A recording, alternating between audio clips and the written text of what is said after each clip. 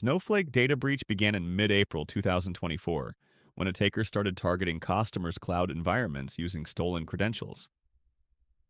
Two related vulnerabilities in Snowflake JDBC driver were disclosed later. CVE 2025-24789 is a privilege escalation vulnerability. Windows Systems External Browser. CVE 2025-24790 is a credential exposure vulnerability, Linux Systems. Introduction to the case topic, Snowflake Data Breach 2024. Why this topic? Real-world high-impact cybersecurity incident. Relate to course account security, access controls, cloud vulnerabilities. What is Snowflake? Cloud-based data warehousing company, used by hundreds of enterprises, focuses on scalability and performance.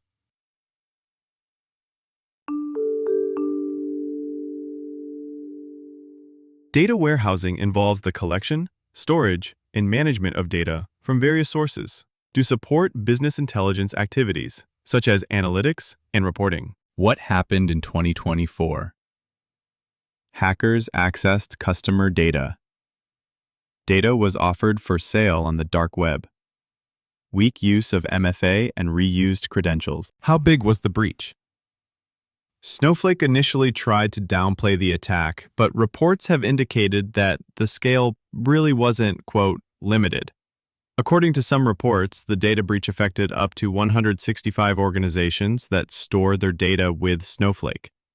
Breach that it affected major companies like Santander Group, Ticketmaster, and Advance Auto Parts.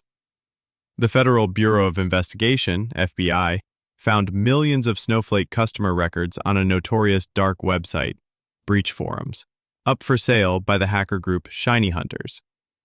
According to claims by the hackers, 590 million records from Ticketmaster and Santander that it had stolen from Snowflake were up for sale. But these are just claims. More reliable information from affected companies like Advance Auto Parts has revealed that the Snowflake breach compromised up to 2.3 million customer records. How did the breach occur? Stolen credentials used by attackers, lack of multi-factor authentication, MFA, delayed detection of monitoring gaps, and weak use of MFA and reused credentials. Credible credentials, stolen credentials. Attackers use illegally obtained usernames and passwords to gain unauthorized access, leading to data breaches and identity theft. Lack of MFA. Without MFA, systems are more vulnerable to attacks using stolen credentials, increasing the risk of unauthorized access and data breaches. Delayed detection and monitoring gaps. Insufficient monitoring and delayed detection allow attackers to operate undetected for extended periods, causing more damage and increasing recovery costs. Technologies involved. Authentication and MFA.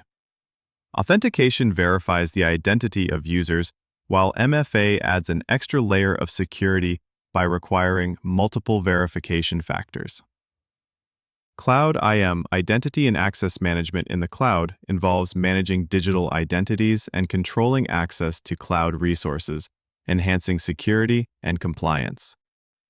Incident detection and response tools. These tools help organizations monitor, detect, analyze, and respond to security incidents, improving overall security posture and compliance. Threat actors behind the breach. While the attackers behind the Snowflake breach have not been officially identified, cybersecurity experts suggest involvement from sophisticated cybercrime groups. These threat actors used methods like phishing and credential stuffing to access systems. The lack of additional authentication layers made it easier for them to succeed. Timeline of the breach. The breach is believed to have begun in early 2024, but it wasn't detected until several weeks later, when dark web activity drew attention. Investigators discovered the full extent of the breach only months afterward, revealing a gap between the initial infiltration and the response. Impact on customers. The breach exposed sensitive customer data, including credentials and stored datasets, It affected several major clients in finance, retail, and tech. This not only caused financial losses, but also damaged customer trust in Snowflake's ability to secure its platform. Impact assessment: 165 companies. Affected major organizations including Ticketmaster, Santander, and AT&T experienced data exposure. 560 million of customer records containing personal and financial information were compromised. Estimated losses: 10 billions. Combined financial impact, including remediation costs, legal fees, and regulatory fines, legal and regulatory consequences. Snowflake now faces scrutiny from regulatory bodies due to potential violations of data protection laws like GDPR. Legal consequences could include investigations, lawsuits, or financial penalties. The breach highlights the importance of compliance and transparency in cloud security. Snowflake's response.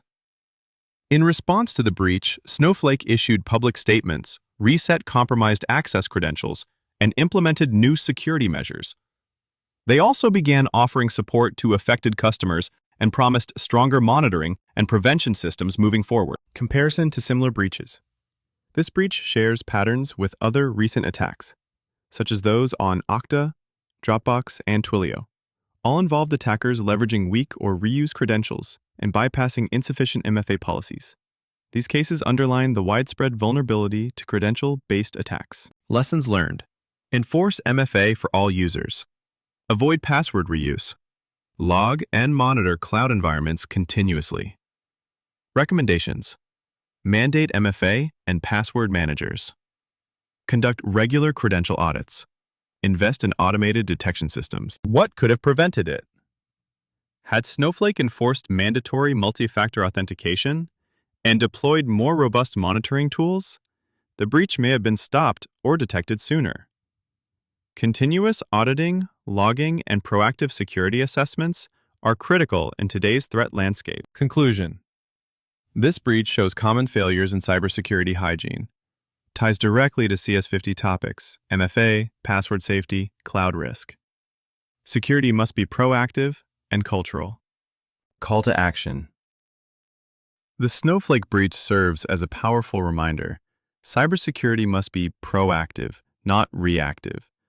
Organizations must invest in both the right tools and the right culture.